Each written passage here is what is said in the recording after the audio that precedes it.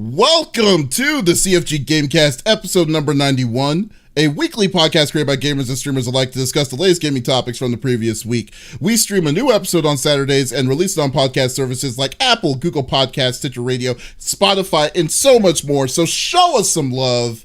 Give us a follow, a like, a comment, what have you on any podcast services out there, or go to our main website, confreaksandgeeks.com, to not miss an episode. I am Mr. CFG Games himself, and with me today are my two awesome co-hosts. I got Lex in the second seat. What is going on, my cyborg? Aye, Capitan. Well, I had a cyborg kind of week, man. I don't know what happened. A couple times a year, I jokingly say, like, I go into a coma. I'm also kind of not joking, because I was fine. Everything's fine. 3 p.m. hits, and I'm like, must sleep now. And then I wake up at 11 a.m. the next day going, what happened?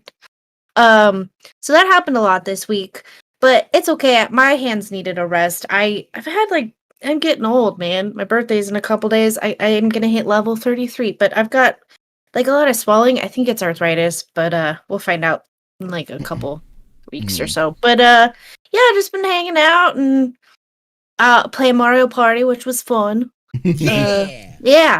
Playing It Takes Two with Ducky on Fridays has been a blast. I'm gonna be sad when that stops. There's so much content, it just keeps going. Is this game ever gonna end? I have no idea. It's pretty great. I have to say, though, the person that talked so much smack about Mario Party being the master of Mario Party, yeah, that must have been, that was kind of fun to kind of humble you down a little bit, Smitty. Look, every dog has their day, and that's what that was. I have no problem with it. I still had a strong game, and I'm still, again, I know I am confident in my abilities in Mario Party. However, sometimes, you just don't get them dubs. Sometimes you don't get them dubs. I still had a blast playing, though, dude. It was fun. It was fun. It was fun. How far did you get in? It Takes Two? Like how many hours have you been playing that game? So I looked because I was like, he's gonna ask me. So I mean, we've had one stream where it took us an hour and a half to get going because we both had to update. But we've gone like 5-hour sessions like each time, so we're like 15 hours in. I want to say, give or take. But we're at the orchestra part. Okay. I don't know if that is a frame of reference for anybody, but that's where we're at, and it's pretty funny. No matter how because you're partnered with your husband in the game, and if you're playing the female character, and no matter what I say, everything sounds so dirty. I hope that anyone that wants to sponsor me in the future, please do not watch this. I humbly ask you not to watch it, because I'm trying to be cute, and I'm like cheering Ducky on. I'm like, yeah, get it in. You can do it. Oh no. No matter how I say things, it just sounds awful. And I mean it so, and from a pure standpoint, oh no. Yeah. No, I'm shocked no one clipped it. That's okay. One day it will happen. Yeah. But I mean, sure. Come on. But you also know the person that also is a drunken sailor and says that makes things sound very dirty too, Lex. I do. It is. The 5-star general of the itty bitty Smitty committee. I got Smitty in the third seat. What's going on, my dude? Chilling, man. I didn't get a lot of gaming in this week. I had a lot of work. I'm working on editing a show for next week. I got some shoots and stuff like that. We're doing some moving of furniture. So a lot of my focus was work. We did, again, like we were talking about, we got Mario Party in last night. That was dope.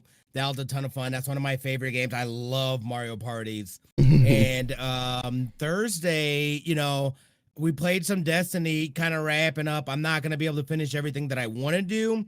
But I felt good about this season. I got up to like almost 150 on the pass. So like I put the time in and whatnot.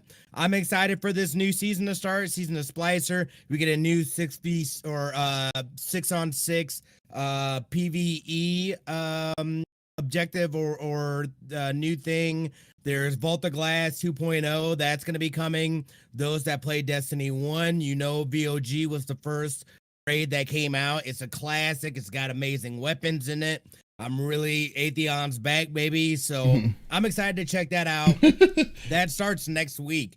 But yeah. So everything's here, but we're here, we're alive. We just living and doing things, baby. Got a little Outriders in as well.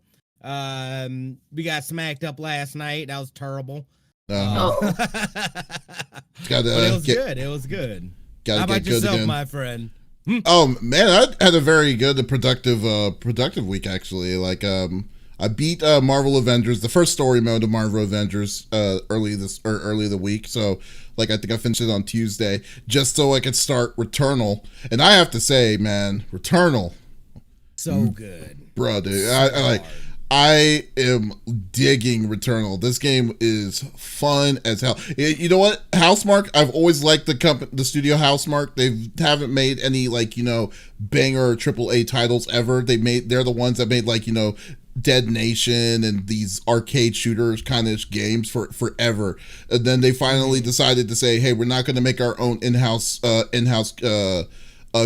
We're just going to use the Epic's engine and just make something out of that. And they did a great job with it. I mean, it does have its small caveats of it that kind of makes the game a little bit annoying.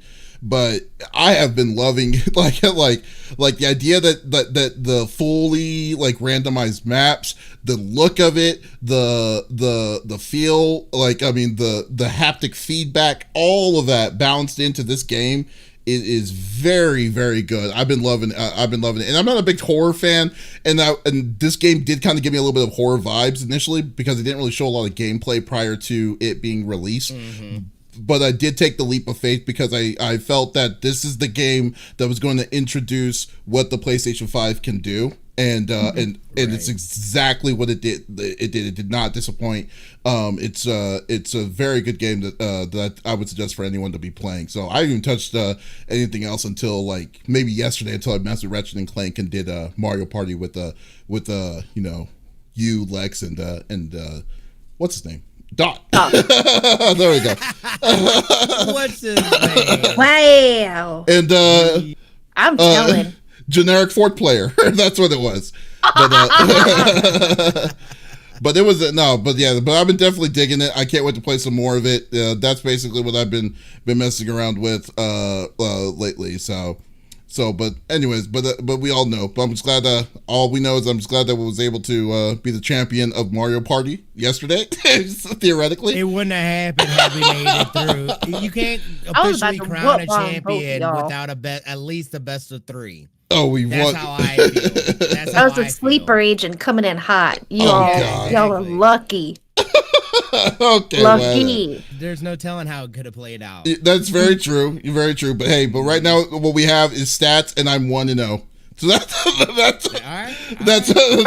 at. That's where we're at. Yeah, We don't want to talk about our competitiveness in the Mario parties. I know, pretty sure everyone else doesn't want to hear it either. So we'll just go through the normal rigmarole that we normally like to do. So each of us picks a new topic or discussion within video games from the previous week. The topic would or could be about a specific game or something that happened in the gaming industry itself. And we don't want to talk about it amongst ourselves. We want you, the listeners, on Twitch, YouTube, YouTube and Facebook Live to be a part of the conversation with us. So if there's something that you're wanting to type in or check to add in our conversation, by all means, just type it inside the chat and we will put it in our discussions as always. So let's start off with Smitty.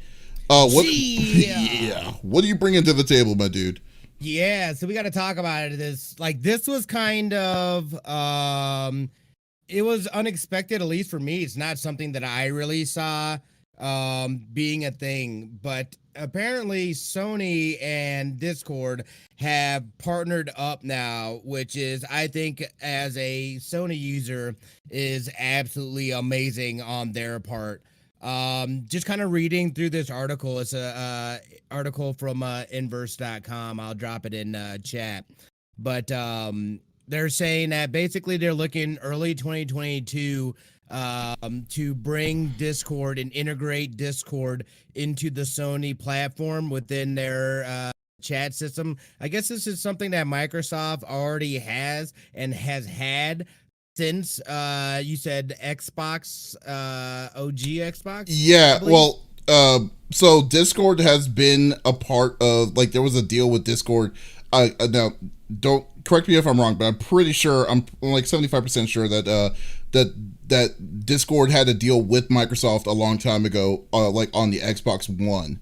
They were doing, it was a partnership. It wasn't like, a buyout or anything like that. So they've been doing, so they had an app that was available for the Xbox One and allowed you to use like bare integration with it on their system. Okay, yeah. So basically, it was on the 3rd that it happened. Sony Interactive President Jim Ryan announced a partnership. He also revealed that Sony Interactive made a minority investment in Discord, similar to its agreement with the Fortnite developer Epic Games. So, I mean, basically, this is going to, and I don't know how it's going to work exactly, but I feel like this gives us the potential to, having that Discord platform. I feel like Sony's really they realize that they're kind of behind as far as infrastructure things. And I feel like they're staking themselves into some of these other companies that have these infrastructures so they can then take that and utilize that, which is smart on their part, instead of trying to develop it. Again, Sony is so sheltered, and we're finding this out more and more. You know what I mean? Look at the Apple, not the Apple thing. It was the Sony thing. But how sheltered they've been and whatnot. And we've always known that. So I always see it as a good thing. I thought it was interesting, and I wonder if, on Discord's part, the fact that, I think I'm kind of glad that they didn't sell to Microsoft, and that they're going to stay as their own independent entity. Yeah. Instead of, because anytime you get sucked up into a corporation, things change. You got to follow, you know what I mean? If you've ever been part of that stuff. So I think they've been able to boast enough and do enough on their own that it makes sense for them to get into these partnerships as opposed to just completely selling off. Maybe that comes at some point in time, but this is huge. This is huge. And this is going to bring now, too, you've got people that stream on PlayStation. There's an issue being in chat because you get PlayStation chat. And then you got your friends that are on Discord or whatever. So, that's a pain. You know what I mean? So just being able to access that and have access natively within your PlayStation, I'm super excited about this. I think this is a great move on Sony's part and what they're doing. So, good on them. I think this is great news. Early 2022, we should be seeing more and hearing more about this. It's funny, though. I just find it funny, though, that it's infrastructure wise, Sony is behind, but you make it sound like they're hurting because that they're behind on it, which I don't believe that it's as bad as you think it is. Is where I kind of go with. They're not hurting right now, but I think looking to the future, they are going to be hurting because of it. Well, so I think they're making the moves now, or they could be hurting because of it. Go ahead. Well, I see what you're saying, and I do see your point, because like I said, I think the direction that Sony's going to the direction what Microsoft is going are two totally different directions, which is fine on what they're trying to do, because there's no way Sony will catch up with the infrastructure that Microsoft has at this point. There's no way that they're going to have, there's no way that they can make it, that Sony will say, okay, we're going to go in the cloud, we're going to be going into cloud gaming or cloud Azure web services and stuff that Microsoft clearly has the number 2 spot in behind AWS. But I'm just saying that overall, the biggest thing that Sony has is the biggest thing that Microsoft has been trying to get for over 20 years, and that's first party proprietaryship, which basically shows off the strength or the reasoning to buy these systems. And I think that with having now for Sony to being open enough to finally say Discord to be a part of the Sony, not necessarily the Sony umbrella like they own them, but more like the partnership that will allow people to use Discord inside of Sony is just is finally an open enough common sense move that they should have done years ago at this point, because everybody uses Discord. I mean, like everybody and their parents uses Discord that's a gamer, and they definitely had to understand, understand. And look where they had to do to get to that kind of partnership. They put stake in the company for them to say, okay, we're going to be a minority owner of Discord, but so we want to integrate with you. So they see the money potentials of it too. So in itself. So I think that's the only way, because like here in the next couple of topics here, Sony made a good move, but now Sony is going to look kind of bad here shortly. Yeah. What we're going to be talking about. But but yeah. So I think that it's the better way of like where they're at right now is like, I'm glad that they're open enough to say this is what needs to be done. We don't have to do it in-house because there's a company or there's a group that does it themselves that's already there, and we don't have to and then we'll need to see how much are we going to get any kind of money, because I bet you that's what Sony's just thinking, like how much money is it going to give us, like that's all it is in the ducats of what Sony's looking into it. Lex, would this make you go back or pick up any titles? Would this intrigue you to get on PlayStation, having this integration? Yeah. Yeah. I think here's the thing. When stuff like this happens, it's only a win-win for the consumer, because now you have more capabilities within something that you already own or something that you're looking forward to owning, right?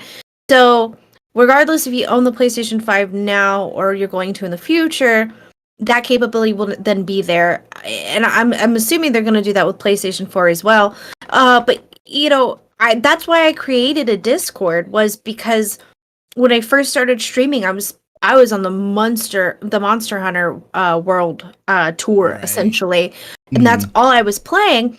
And most of my group would play through Sony, but because you don't know people very well, I've played with you, but I've never heard your voice. I don't know if you're going to pop off with something that would get me TOS, this or that. So we had a Discord for like, hey, if you want to, we're going to run a bunch of stuff. If you want to join the Discord, we'll pop in here and there and chit chat with you guys. And hey, we're going to run this if you want to join.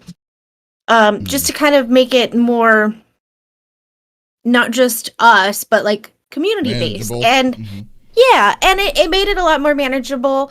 It kept us safe to a degree at the same time, and that's why we did it. But having that integration would be so much easier. And then you don't have to decide, okay, well, and then if you're a streamer too, feeding that, the person that you're hearing in your headphones may not be, coming through on OBS because they're through the PlayStation app and not, Discord. So it's a whole issue. And then you're missing out on a lot of integral, like, especially if it's a new game, or like, for instance, if It Takes Two and we're playing on PlayStation 5, if, Ducky and I are playing on PlayStation and we're using the Sony app to in-game, he won't come through on my OBS. Does that make sense? And so that can also level up a streamer's efforts, because like they may have a streaming computer, but not the capabilities to stream games and stream on the same device. So having that PlayStation helps them to still play games, still communicate with their community and play games with them as well, but now opens up more capabilities if you want the person that you're playing with to then be heard on your OBS, right? So I think it's only a win-win in the long run. I just nerded out. I'm sorry. No, that's okay. But that's also really if the way that we're kind of thinking of how Discord's going to works the way it's we're thinking it's going to work, because I would assume so. Well, because Discord right now, Discord on the Xbox doesn't. I don't know. I don't believe it works the same way as we think it does. Like I don't think voice chat is direct voice chat to the Discord servers, like the way I think you would think that it would be. But rather I think it's it gives you like your access or like your user profile from your Discord account that allows you to put it on your PS5 itself or your system itself. So I don't know, like it really is a matter of seeing like how it's going to be implemented as well on top of it. So that's where I'm kind of seeing to see what on board, what they're going to try to do, or what their plans are for it. So but I'm just glad that they're actually doing it though, because like you're right, because like on the on a system, I don't play with a random group, or I don't go on voice chat on my console at all whatsoever, because you don't know because you don't know what to expect, like you were saying, asking for a smack. Yeah, you're asking for that chance. So like I'm just like, I'm going to just mute myself, and whatever happens, it happens, and then that's it. I'm just going to I'm just going to play my game, play Monster Hunter quietly and stuff, or maybe just do emotes to kind of show what I'm doing. But other than that, yeah, you're right, you're totally right with that, because that's too big of a trusting risk in itself. So yeah, but I think you're right though. It'll really be in what form will this integration look like on the PlayStation, and is it going to be something that's going to be useful? Because just being able to see if somebody's online or playing a game through Discord, but I can't actually get into a chat with them on my PlayStation, I don't care about that. What is that gonna do? You know what I mean? Like, give me the ability to speak directly and natively, either in somebody's Discord or however, whatever that looks like, I'm able to join from a PlayStation into a Discord server or whatever. That would be dope. Very much so. So I mean, we'll see. We'll definitely see. It's the seeds. Yeah, it's the seeds of something that's possibly going to get better, but like at the same time, it's still a little too early to tell where they're going to go with it. But it's cool that they are actually, the talks are in motion, so we'll go with it, and that we'll go with what we're going on with. So yeah, that's cool. Thanks. All right. Retro saying Switch needs it. Yeah, I totally agree. Retro.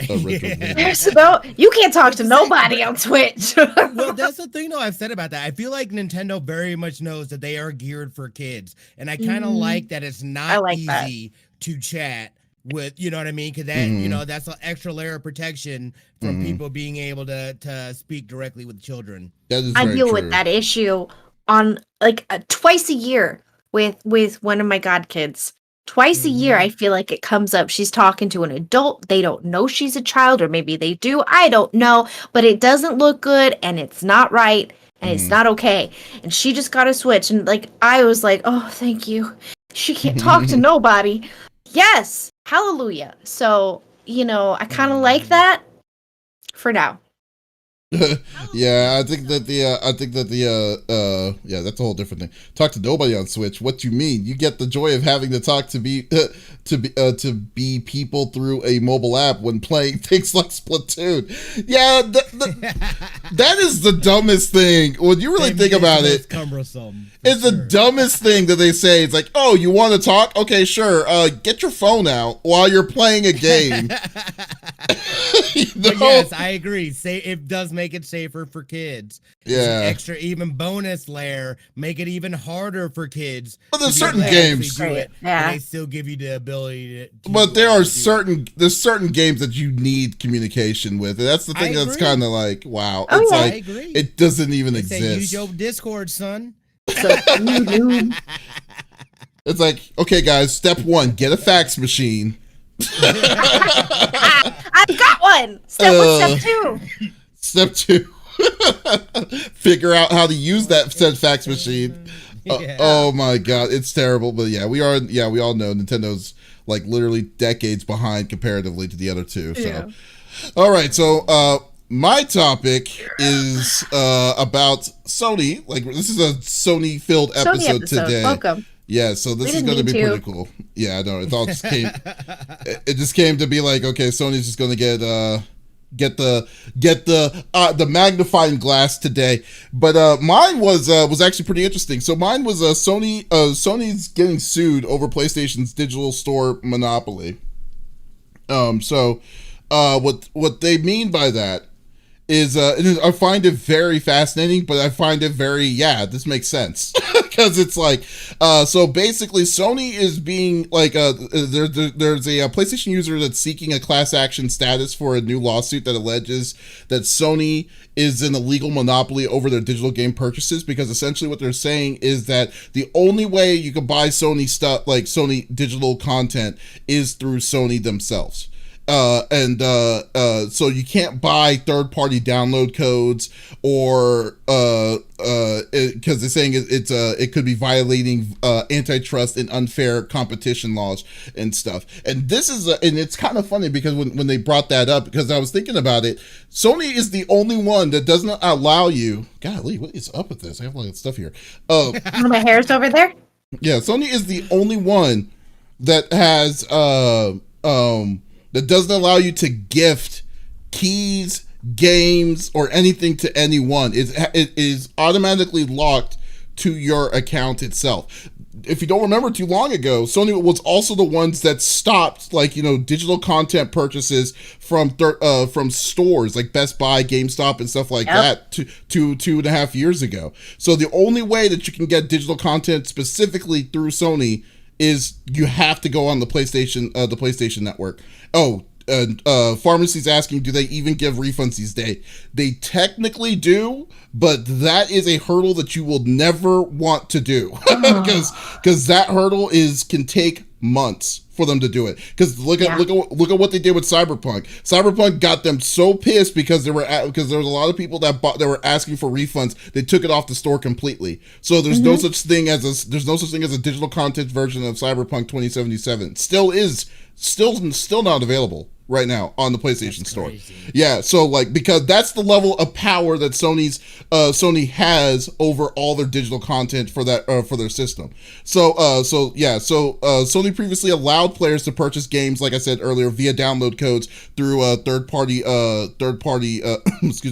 third-party companies like Best Buy and stuff like that. But in 2019, they leaked a memo did leak and circulated that the download codes were only purchasable only on the PlayStation Store, not third-party retailers itself. So that means like GameStop's original had an original download place where you could have originally picked up the downloads and stuff. So people are kind of getting pissed about that, as well as they should, because because that means that the only way you can get this content is that. So that also means that they can mark whatever price that they want for their digital content, and there's no other competition that could say, oh, we could beat that to like $10 cheaper than what Sony's doing. Yeah, Sony is trying to get full control of all. Well, they did get full control over that. So hopefully, if this suit goes well, then that means that is going to change, and that's going to force them to allow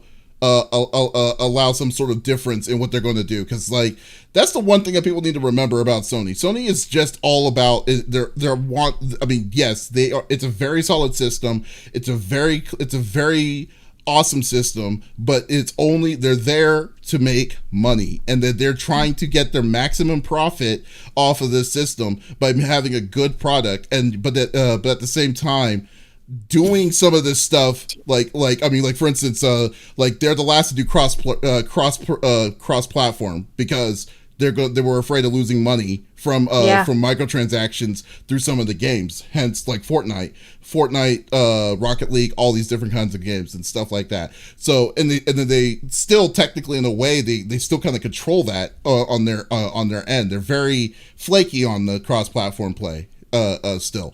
But yeah, so this is so hopefully this will loosen their grip for digital content to stop being monopolized by this thing. So I kind of wanted to get y'all's thoughts about this and see it. And no, I'm sorry, before we do, there is a good point that Pharmacy did say. It's why Epic versus Apple lawsuit's important. The idea of being able to control where you sell your purchased digital content. Yes, and that's we were talking about it a little bit earlier. About it, and I think that if Epic wins, then Sony will have a way bigger uphill battle to go on for that to justify that, because things will big time change. So, what are y'all's thoughts about this?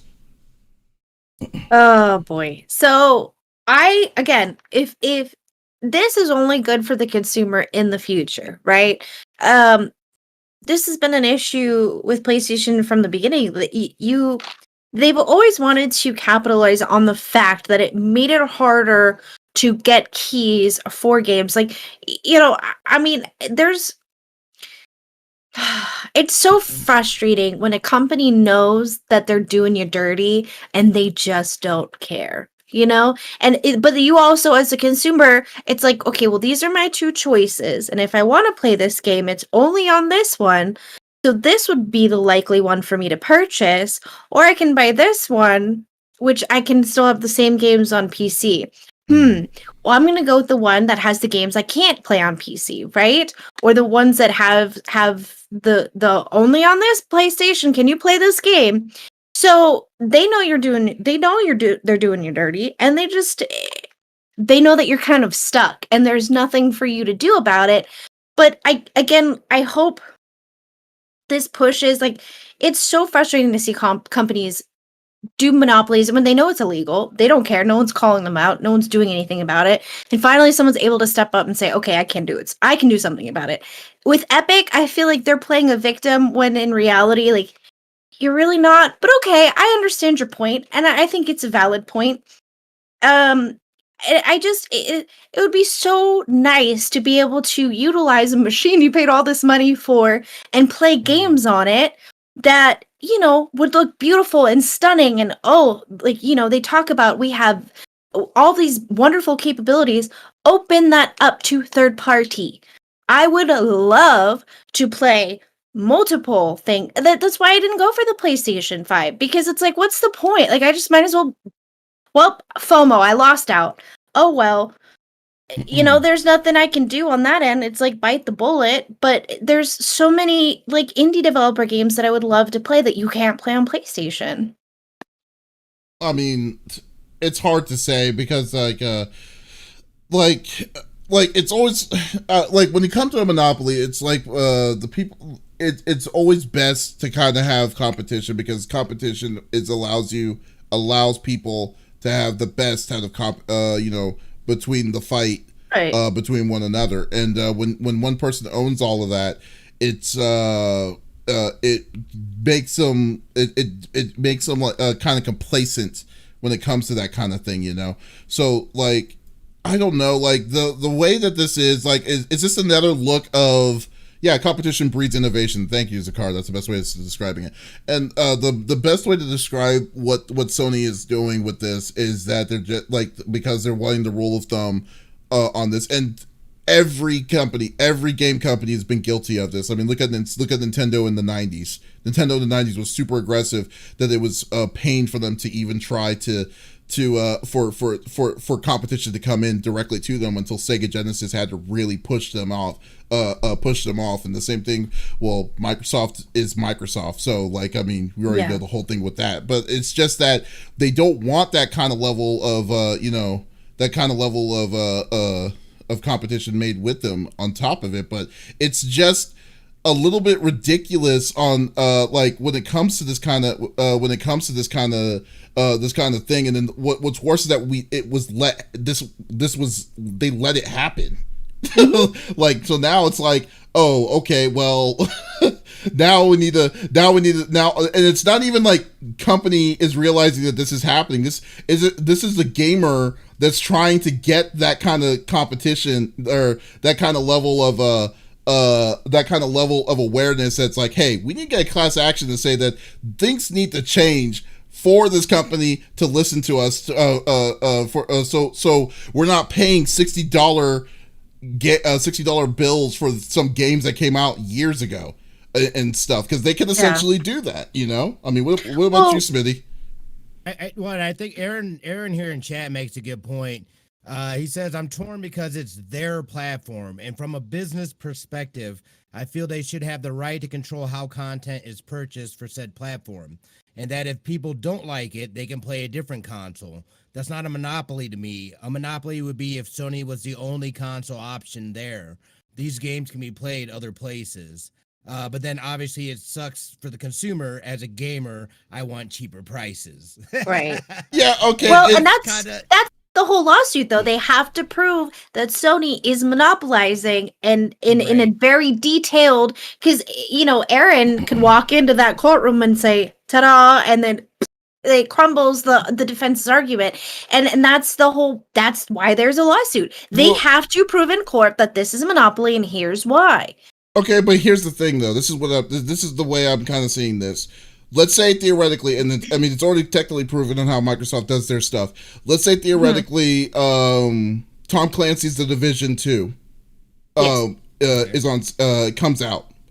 The Division 2 is on sale digitally on from, like, let's say Best Buy decides to say we got a bonus amount of this game.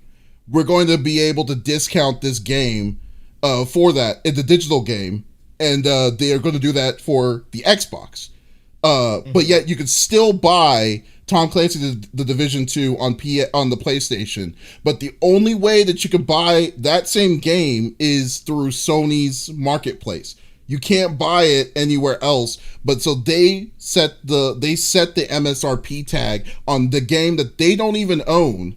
Because it's a different company. It's Ubisoft that made this game that they didn't even own themselves, but they can do that because there is no competition against them to say that we can do this cheaper.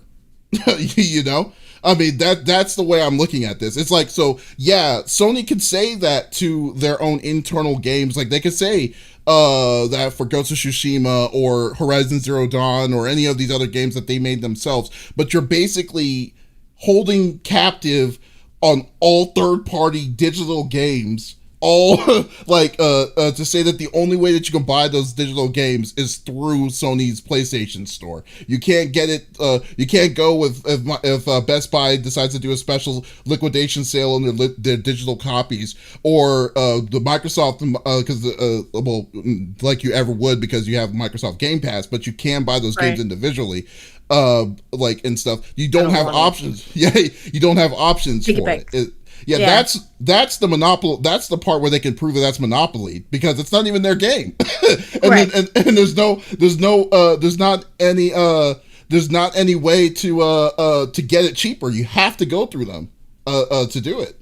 I mean, which is I mean, still though, but you don't have to, other than their titles, which they should be entitled to be able to do that. Yeah, and I do agree. This is definitely one that I'm torn on, because, like, to me, sides. in my thing, then you're just really boxing people out to it's like, why go to and get it on PlayStation when I can get it on Steam and get it at a discount, or go to GOG and get it for whatever.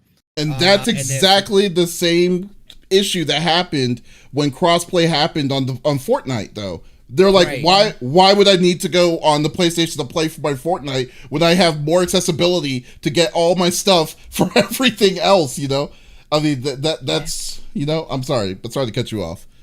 Well, but I mean, very much so too. I do feel that this is, I mean, the correlation between this and the Apple stuff is the similarities are, it's the same kind of concept in my opinion. Oh, it really is. The rules and whatever, and you have to play by those rules. Otherwise, again, but then at what point in time? Because to me, I felt like Apple is a hindrance to cloud gaming, although there is a workaround now that or not is now, there? but it has been around, where they do it as an application, as a browser. The classification is different. Talk to you later. Good. Yeah. See, which is fantastic, and I love that. Yeah, that changed the game. But they themselves became a roadblock in that progress because of their stupid store rules and stuff like that. But it's weird again. Like, to me, and especially with Sony, it's all about them making sure they get their piece of the pie. Me. They'll be damned if they don't Sony's get motto. their piece of pie. What we've seen from the app, or I think it was the app, I can't remember which one it was, but how they said with the crossplay thing, people have to pay in order to be able to allow crossplay on their games for Sony. That is wild. Nobody else does that. It's just like, what? Like they're like that. If that does not tell you everything you need to know about what Sony's about and what their bottom line is, then I can't help you. Because that says everything right there. It's like, oh, you guys just about them ducats. That's all that is. So however they get it, they just need to make sure they're getting their ducats. Exactly.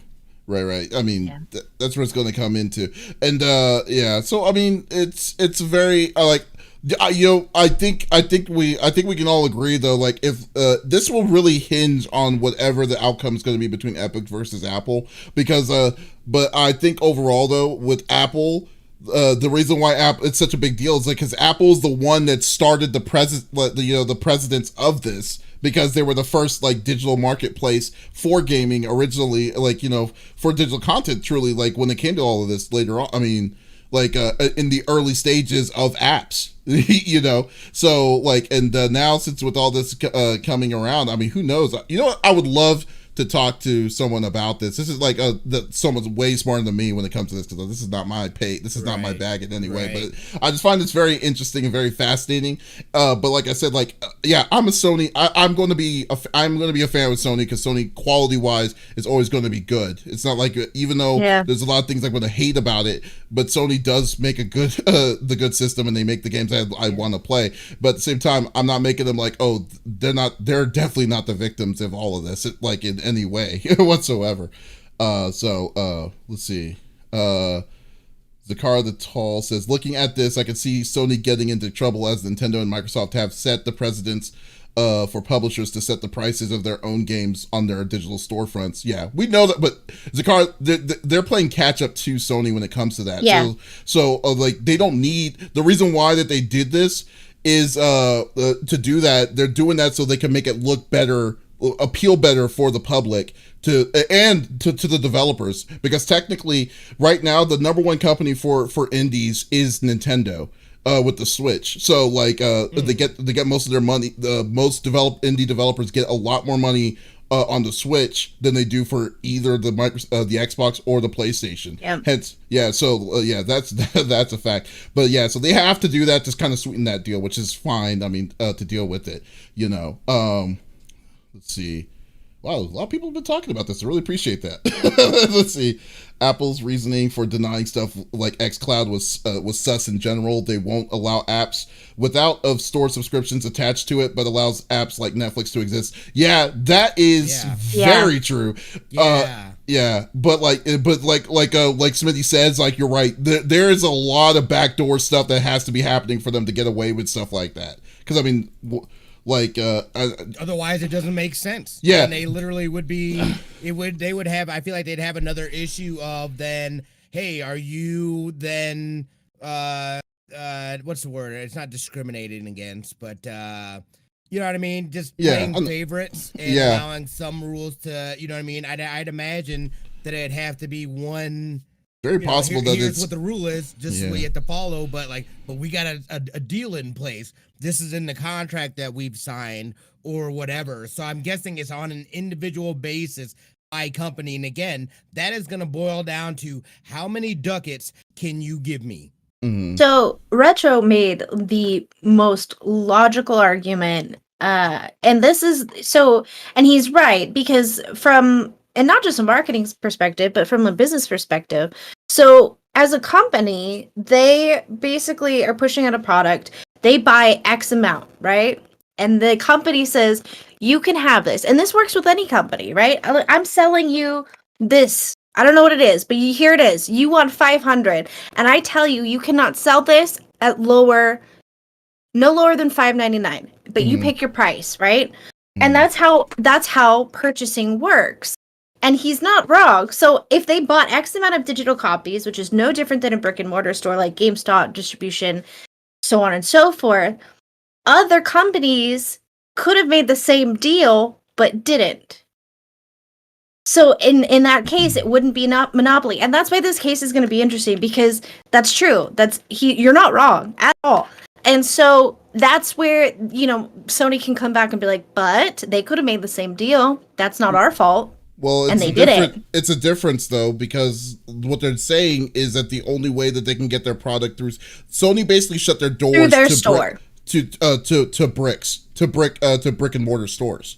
That's basically what they did. I mean, they basically said, because remember, like I said, 2019 was the last year when you could have went to a GameStop or to a Best Buy where you could have picked up a key and said, yes, I'd like to get a digital copy of Red Dead Redemption or whatever, and do that. Sony had the power to just say, done. It's like, no more. You can't do that whatsoever, regardless of them being their copy of their game or whatnot. So that's just as if like, I mean, it's just and I mean, you're definitely right about that, Retro. But like to say that like they essentially said no store can compete with us when it comes to digital content. They basically put a brick wall for any company to try to compete against that towards it. So by not selling digital content to any brick and mortar store, they kept it all to themselves. So I think that's a separate point, though. You know what I mean? Like he's not saying that it's like a brick and mortar store. That a brick and mortar store. It's the same concept, but they're doing it in their own like hemisphere. Do you know what I mean? Yeah, and that's what makes it weird. They agreed upon these prices with these companies of said games. They didn't make these games. So and so made it, or you know what I mean? Epic made the game. So let's say Fortnite did cost $20, right? Mm-hmm. Okay. And then it's on sale for $15.99 over at Microsoft because they're not selling, but they bought X amount. Now they have to get rid of that product. Same concept, but they still have it for $20. But if you want to play it on the PlayStation, you have to pay that $20. It is not for sale right now. Well, but the difference is that Microsoft is allowing you. Well, Microsoft is letting you find it, letting you get it from a different outside part. But they're not but that's not even a non-starter when it comes with Sony's digital keys at all. Like if Sony said that, okay, if there was a store that was still allowing that they were allowing to sell digital content, then it would be it'd be something. But Sony is saying no store is able to do that because you're not able to pick up anything. And plus, like profit wise, when it comes to these kind of games and game wise, stores don't get that much on that. It's a 2% markup of what they usually get on MSRP for the games itself. Yeah, so it's like so they don't usually get what they're playing, but that's why that's why I will never get digital or depend on digital 100% because Sony's marking those prices. They're the ones that are saying $60 for it when you could buy the game or find it used or whatever physical copy wise for like 75 or 80% cheaper. So like it's like, why would I do that? So I mean because they're the one that can make whatever the price that they want you to do it because they know for a fact that no one else is competing with them for that same digital content. And that's so like I mean in the normal deal. All right, great. Well, we could keep going. Great deal. So we'll see. Like I said, the only thing we need to keep an eye out and people to not forget about is the Epic versus Apple case because that's I think that's the cornerstone for all of this. If Epic, if Epic wins this, not saying Epic is clean and all the way on this. No. If Epic wins this, then I think there's going to be a lot of changes that's going to happen when it comes to digital content being sold online like that because that's where I think. Okay, cool. Man, I love that. I loved everyone being a part of all of that. I love that talk. Lex. Yeah. What is your topic? Well, I get asked all the time, what are your favorite PlayStation 5 games? I don't have a PlayStation 5. Stop asking me. But someone else made a list, so I'll read it to you. It's Sony Day. You're welcome. Top 10 PlayStation games for the PS5. Here you go. Resident Evil Village. Wasn't gonna play it. Now I think I might. I got tired of Resident Evil. I'm gonna be honest. And then I've been watching everyone play it. I'm like, I've got FOMO. So I might play it. Resident Evil Village. Go for it. Merry Christmas. Returnal. It looks cool. Don't know what it is. Have fun. It Takes Two. I've been playing this game. Now, I would love to play this on the PlayStation 5. I've yet to hold a PlayStation 5 controller. I do not know what it feels like. Mm-hmm. This is a game that I would go, Smitty, I come over and we play. Yeah. I'm having so much fun playing It Takes Two. It is a blast. I think it is one of the best teamwork games I have ever played. Ever. Hands down. It's beautiful. It's gorgeous. I would love to see this on a 4K TV with a PlayStation 5. Okay? Yeah. There you go. Play it. You're welcome. Yakuza like a dragon. You want to be a gangster? There's your game. Okay? Assassin's Creed Valhalla. I'm looking forward to this. Really? Probably. Yeah. I didn't know that so. I didn't know you were interested in those. I played Assassin's Creed. Second brain surgery round. Yeah. Uh-huh. What about what Aaron L. White says? A Way Out and Brothers. A Way Out was great. You would love. I played that with Smitty. I played that with Smitty. We played that together. With yourself? Awesome. Smitty Tales. Oh, the other Smitty. Yes. The person who created It Takes Two apparently has other games. Check them out. But I don't know if you can play that on the PS5, so don't ask. Astro's Playroom, which was part of the PlayStation 5 platform. So basically it's a way for them to demonstrate like how the controller works and all of the cool functionality of it. And it was a component of it. It's pretty cool. Like there's a GPU forest and all of that, characters, imagery, yada yada. It's pretty cool from what I hear. I played that with Link. We went through it, and the nostalgia is great. You go through the levels are great. The sound design, the music, the soundtrack for it is like Astro's Playroom. Like it's solid. It is solid. Yeah. I would say if you do have a PlayStation 5, check it out for sure. And it's free. It comes with it, right? If I'm not mistaken. Correct. Of course you can play Call of Duty. I'm sure it looks beautiful on the PlayStation 5. Demon's Souls. Remake. It's a remake. Yep. I've never played any of that series. I've heard some good things, not some bad things. It's the one. It's basically the game that really started all of the like Dark Souls and all that stuff. How dare they? That was that was the start of all that. Well, Smitty doesn't have the patience for those games. Smitty would kill someone about like on how you die in those games sometimes. I tried one of them. Yeah. Nope. I paid like an hour. I was like, not for me. Yeah. Dark Souls is one of those you really have to. It's one of those you had to be there from the beginning kind of thing, and I can see that. Destiny 2 Beyond Light you can also play. And Spider-Man Miles Morales is also available. So stop asking me what to play on PlayStation 5. There's your list. You're freaking welcome. What about Tiger Woods 97? Oh, that's a great one.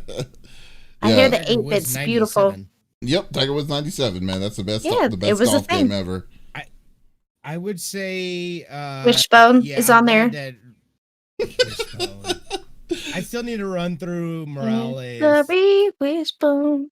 I think it's kind of hilarious that Destiny 2 Beyond Light's on here. You know, I'm surprised that's not on there was Grand Theft Auto 5, because that game has been like in the top 10 list for over 6 or 7 years. Not anymore. That's insane. That's crazy. Well, I think I can't remember if it's this year or next year that we're supposed to get crossplay, like true crossplay with Destiny 2.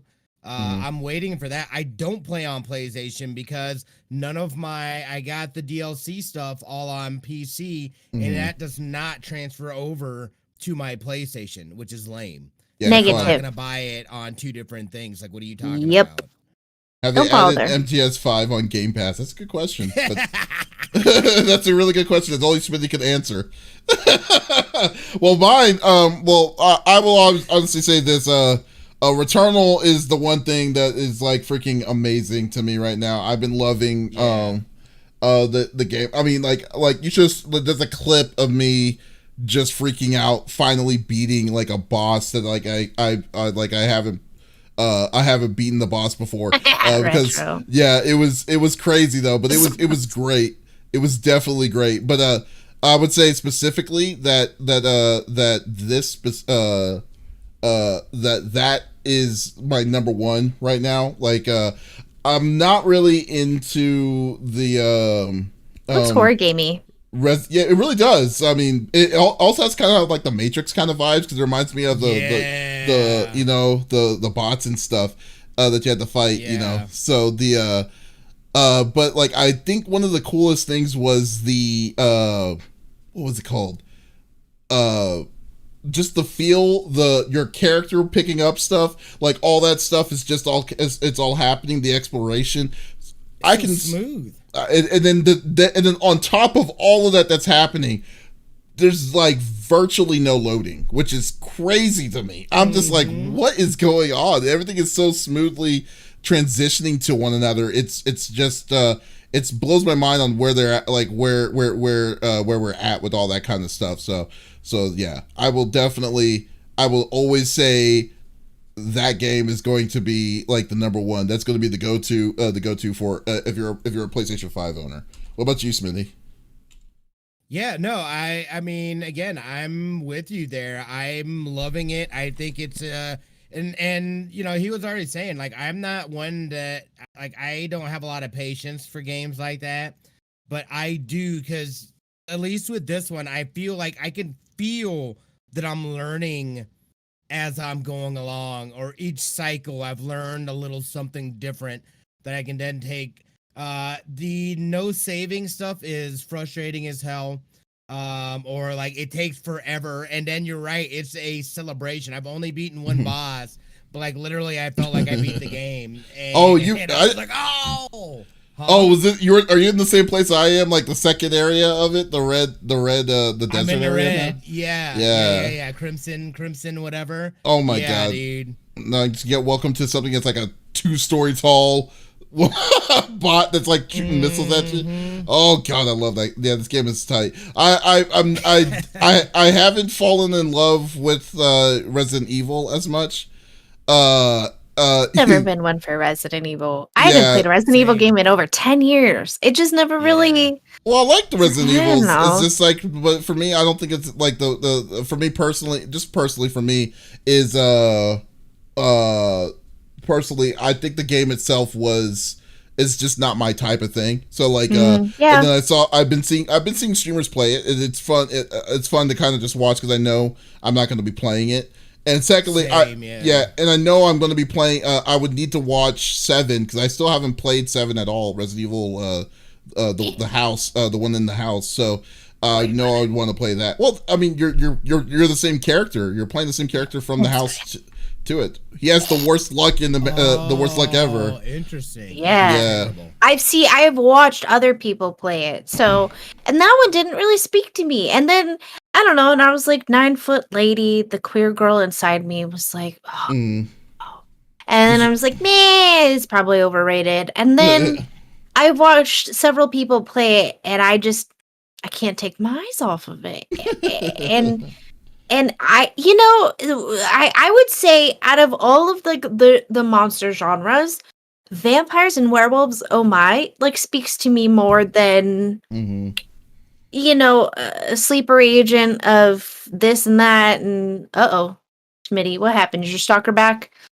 It speaks to me more than zombies. So I also felt like there was a lot of, I don't know. I'm gonna stop my mouth before I get myself in trouble with the Resident Evil community. Well, no, I mean it's not that. It's just like their jump scares were you're fishing. I'm kind of that coming a mile away. Stop it.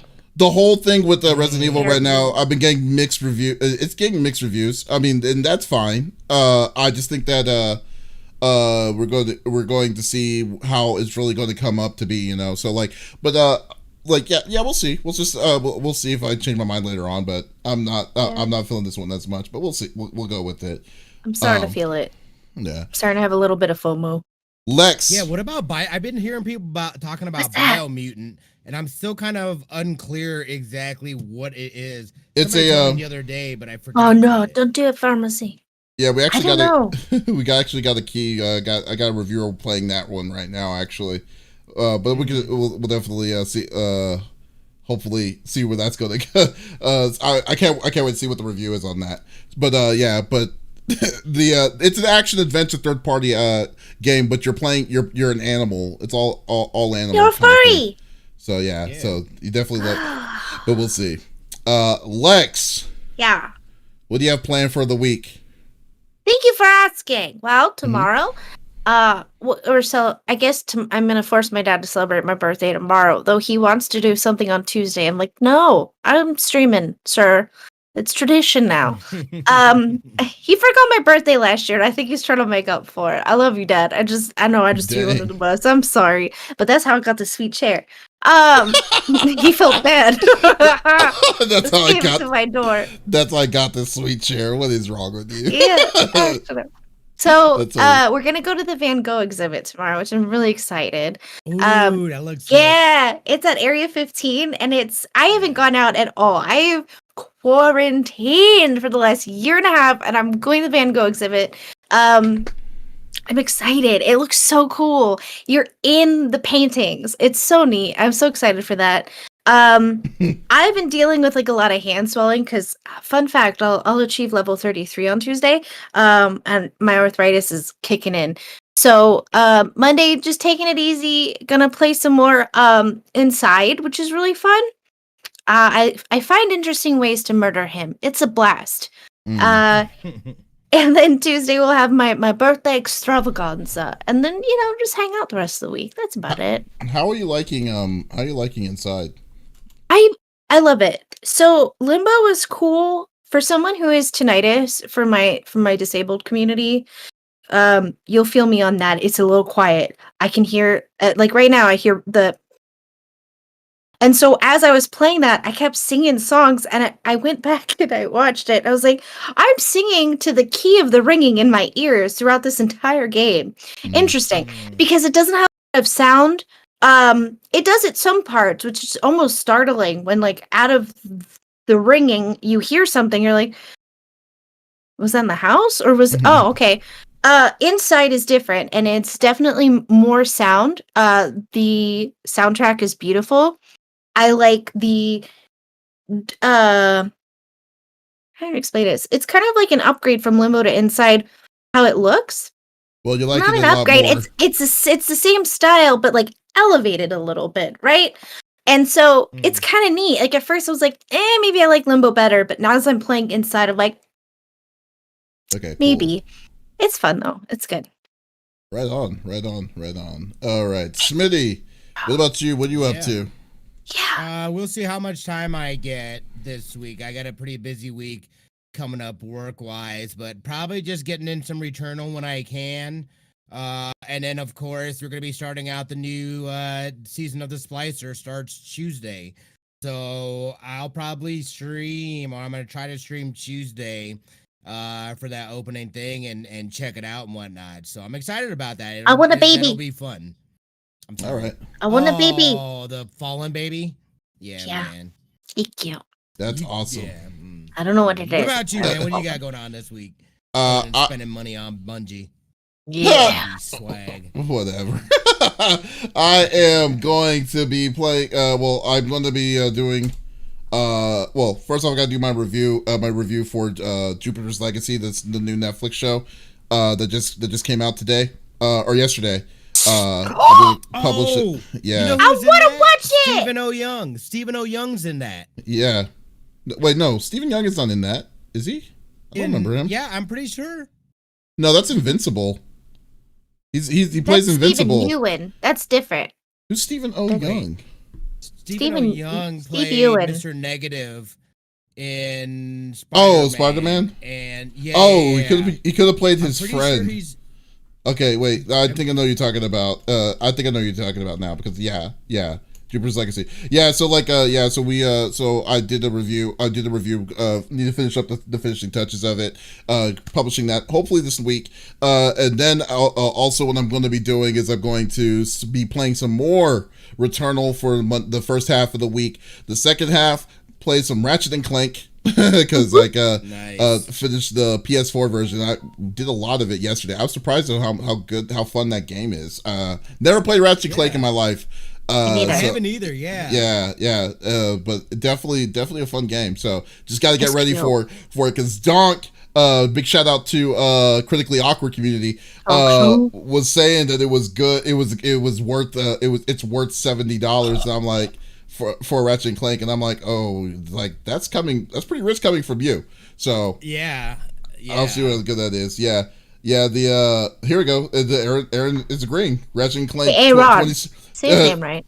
The Ratchet and Clank 2016 is an all-time fave. I love the series, and Rift Apart is my most anticipated of the year. Yeah, so we'll definitely see. I'm on board already, man. Like, so if you want to check that, on board. Yeah. That was surprising. What? Why are y'all making it sound like so negative? You don't like cute stuff. One that will wait. You will wait. You have step that on patience, cute stuff. and you'll wait. What? It's not even about it being. If it's a fun game, I feel he'll do it. It's just surprising that he was convinced enough to do that, because I've seen my man's wait on all kinds of games, and like Ratchet and Clank, interesting. Dude, because I've never played the series either. I've never played any of them. Okay, look at it this way. This way I look at it. First off, Donk is a very negative person. All right? True. And I'm just saying. Clip that and send it Donk. That is facts, though. I'm just saying. He's not wrong. I'm not saying this new sound effect. Donk is a very negative person, but he likes what I like. He likes what I like, so I respect I respect his things on his it. opinion? So like, yeah, his opinion on the game. So when he says that it's worth $70, I'm like, okay, I'll put my money where my mouth is and say this is on you, dog. So I am going to try it out, and then I decided let me play the remake version from the movie or whatever back in 2016. And I've been liking it. I've been enjoying it. So, and I'm not a big platformer fan. I don't usually play a lot of platformers anymore. So this one's actually fun. I'll give it to him. You know what? Clip it and give it to him. He'll probably agree. He'll be like, yeah, that's true. It's like, that's classic me. Do it. That is true. Guys. I want to make it a sound effect. Oh, that'd be funny. Well, I can do it. You have Send it to me. I got it. You have it now. So there you go. Guys, thank you for checking out the CFG Gamecast episode number 91. Thank you for being a part of the conversation, as always. We'll be back next weekend, but if you missed this episode, that's okay. We release it Monday mornings on all podcast services, so if you can listen to us on Spotify, Stitcher Radio, Podbean, Apple, Google Podcasts, anything, there's no reason to miss out on our sexy little voices. But definitely check us out on any podcast service out there, or go to our main website, confreaksandgeeks.com, where you get to see the cool interviews and stuff that we do. Like I said earlier, Jupiter's Legacy review coming this week, so definitely check that out. It goes a long way. So once again, this is Davis, Lex, and Smitty signing off. Y'all take it easy. Bye. Noise. Yeah.